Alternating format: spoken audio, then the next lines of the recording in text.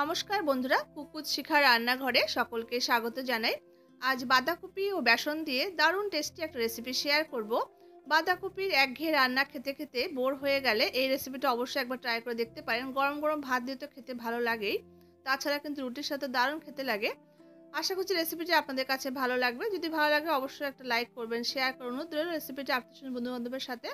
আর আপনি যদি এখনো চ্যানেলটি সাবস্ক্রাইব করে না থাকে, ভালো লাগবে রেসিপিটি চ্যানেলটি সাবস্ক্রাইব করে পাশে থাকা অনুরোধ রইল। তো চলুন দেখে নেওয়া যাক।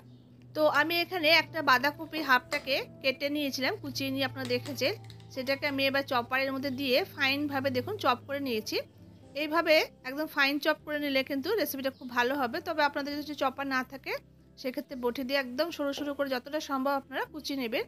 তো দেখুন এইভাবে করে সমস্ত বাঁধাকপিটা দেখুন একদম কুচিয়ে নিয়েছি।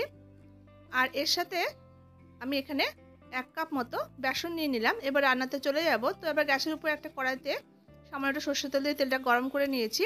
এবার গরম তেলের মধ্যে আমি হাফ টিস্পুন পরিমাণ জিরে ফোড়ন দিয়ে দিয়েছি। এবার জিরেটা একটু ভাজা ভাজা হয়ে যাওয়ার পর এখানে সামান্য একটু আদা গ্রেট করে দিয়ে দিলাম। আর এখানে দুটো কাঁচা লঙ্কা কুচি দিয়ে দিয়েছি তেলের মধ্যে। এবার এটাকে একটু নাড়াচাড়া করে ভেজে নিলাম। এরপর কুচানো বাঁধাকপিটা দিয়ে দেবো এই তেলের মধ্যে। এবার বাঁধাকপিটা দিয়ে একটু নাড়াচাড়া করে একটু ভেজে নিতে হবে বাঁধাকপিটাকে।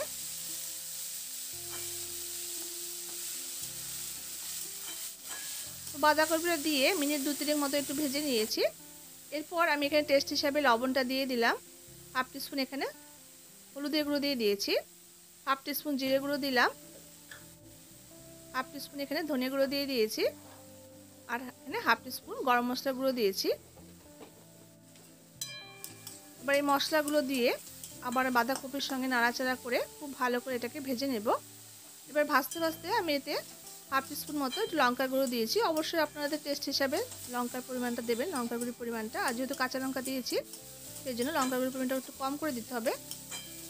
তো এবার দেখুন নাড়াচাড়া করতে করতে ভাজতে ভাজতে কিন্তু বাঁধাকপিটা অনেকটা শুকিয়ে এসেছে। এবার এই পর্যায়ে আমি যে বেসনটা নিয়েছিলাম সেই বেসনটা দিয়ে দিয়েছি। এবার বেসনটা দিয়ে বাঁধাকপির সঙ্গে আবার আমি মিনিট 2 মতো নাড়াচাড়া করে একটু ভেজে নেব। বেসনটা দিয়ে বাঁধাকপির সঙ্গে নাড়াচাড়া করে দেখুন খুব ভালো করে ভেজে নিয়েছি, যেন বেসনের যে কাঁচা গন্ধ সেটা না থাকে সেরকম করে ভেজে নিতে হবে। এরপর এখানে আমি হাফ কাপ পরিমাণ জল দিয়ে দিলাম। এবার জলটা দেওয়াতে দেখুন একটা কিন্তু নরম হয়ে গেছে, একটা গ্রেভি গ্রেভির মতো ব্যাপারটা চলে এসেছে। এটাকে কিন্তু নাড়াচাড়া করে শুকনো শুকনো মতো করে নিতে হবে। এবার আমি এখানে হাফ টিস্পুন মতো একটু চিনি দিয়ে দিলাম। নিরামিষ যেহেতু রান্নাটা করছি একটু মিষ্টি মিষ্টি হলে কিন্তু ভালো লাগবে।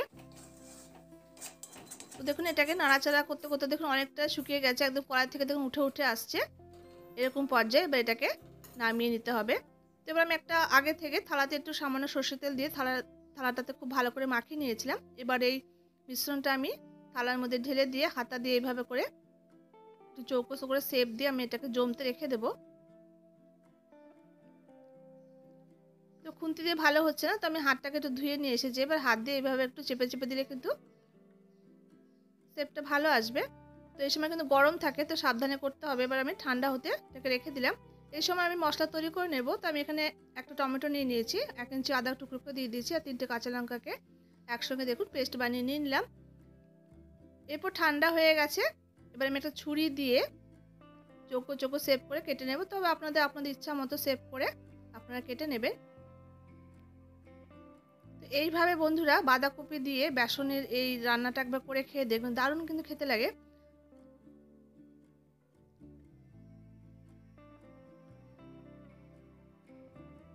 তো কেটে নিলাম। আমি এবার একটা তুলে আপনাদের দেখিয়ে দিচ্ছি, দেখুন কতটা সুন্দর তৈরি হয়েছে।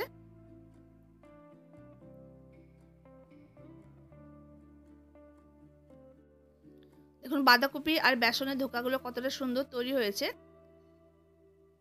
দেখুন।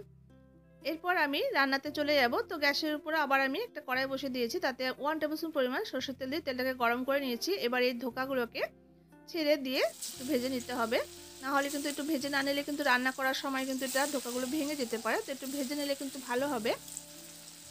তো আমি এখানে একবারে কিন্তু বেশি করে দিচ্ছি না, বেশি করে দিলে কিন্তু ভাজতে অসুবিধা হবে।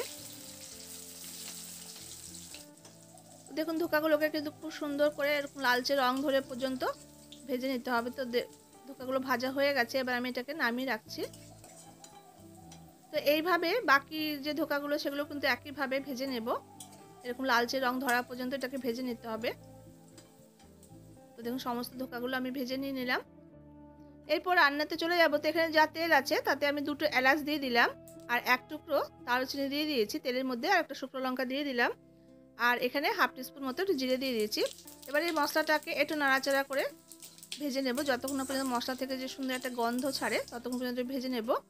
এরপর এখানে কেটে রাখা আলুটা দিয়ে দিলাম। তো এখানে আমি আলুটা দিয়ে রান্নাটা করছি, তবে আপনারা আলু যদি না দিতে চান আলুটা বাদ দিয়ে কিন্তু করতে পারেন।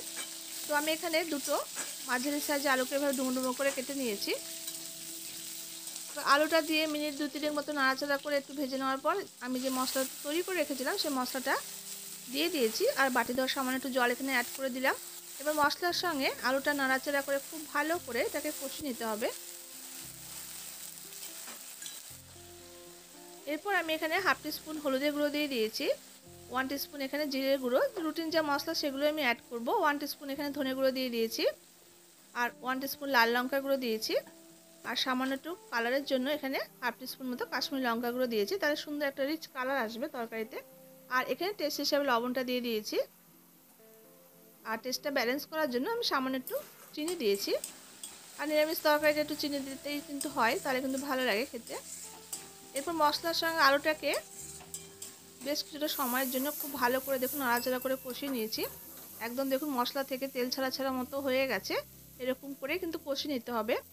এরপর আমি এখানে প্রয়োজন মতো জল অ্যাড করে দিচ্ছি। এখানে এটা একটু ঝোল ঝোল মতো হবে, আর গ্রেভিটা অনেকটা টেনে যাবে ধোকাগুলো, তো জলটা কিন্তু একটু বেশি পরিমাণে দিতে হবে। এবার জলটা দিয়ে আমি খুব ভালো করে একটু নাড়াচাড়া করে নিলাম। এবার ঝোলটাকে ফুটতে দেব। তো দেখুন ঝোলটা যে টকবক করে ফুটতে শুরু করেছে, এবার আমি ঢাকা দিয়ে ফ্লেমটাকে লো করে দিয়ে মিনিট 6-7 মতো একটু রান্না করে নেব, যাতে আলুটা খুব সুন্দর করে সেদ্ধ হয়ে যায়। মিনিট 7 পর এবার আমি ঢাকাটা খুলে নিলাম, এবার দেখে নেব। দেখুন আলুগুলো আমি দেখে নিয়েছি সেদ্ধ হয়েছে কিনা। তো দেখুন আলুটা কিন্তু সুন্দর করে কিন্তু সেদ্ধ হয়ে গেছে। এবার এই পর্যায়ে এবার ধোকাগুলো আমি ঝোলের মধ্যে এক এক করে দিয়ে দেব। আর এই ধোকাগুলো দিয়ে কিন্তু খুব বেশিক্ষণ কিন্তু ফোটানো যাবে না, তাহলে কিন্তু ধোকাগুলো ঝোল টেনে নিলে কিন্তু ধোকাগুলো এমনিতে নরম হয়ে যায়, আর বেশিক্ষণ ধরে ফুটালে কিন্তু ভেঙে ভেঙে যেতে পারে। এবার আমি সামান্য একটু গরম মশলা গুঁড়ো ছড়িয়ে দিলাম। এবার হালকা হাতে নাড়াচাড়া করে আরও মিনিট 4-5 মতো একটু মিডিয়াম ফ্লেমে ফুটিয়ে নিয়ে এটাকে নামিয়ে নেব। আর আমি নামানোর আগে এখানে একটু 1 টিস্পুন মতো একটু ঘি ছড়িয়ে দিয়েছি। রান্নাটা কিন্তু আমার প্রায় দেখুন শেষ পর্যায়ে, আর এরকম একটু ঝোল ঝোল রেখে কিন্তু নামাতে হবে। ঠান্ডা হয়ে গেলে এমনিতেও কিন্তু ধোকাগুলো ঝোল টেনে নেবে, তাই এরকম একটু গ্রেভি গ্রেভি ঝোল রেখে কিন্তু নামাতে হবে। তো দেখুন রান্নাটা আমার একদম কমপ্লিট। এবার আমি এটাকে বাটিতে সার্ভ করে নেব। তো দেখুন বন্ধুরা, বাঁধাকপি বেসন দিয়ে কত সুন্দর একটা রেসিপি তৈরি করে নিলাম। খেতেও কিন্তু দারুণ লাগে, ভাত দিয়ে রুটি দিয়ে অসাধারণ খেতে লাগে। আশা করছি আপনাদের কাছে ভালো লেগেছে রেসিপিটা। ভালো লাগলে অবশ্যই লাইক করবেন, শেয়ার করবেন, আর যদি নতুন দেখছেন চ্যানেলটি ভালো লাগলে সাবস্ক্রাইব করার অনুরোধ রইল। দেখা হচ্ছে পরবর্তী রেসিপির সঙ্গে, ততক্ষণের জন্য সবাই খুব ভালো থাকবেন, সুস্থ থাকবেন।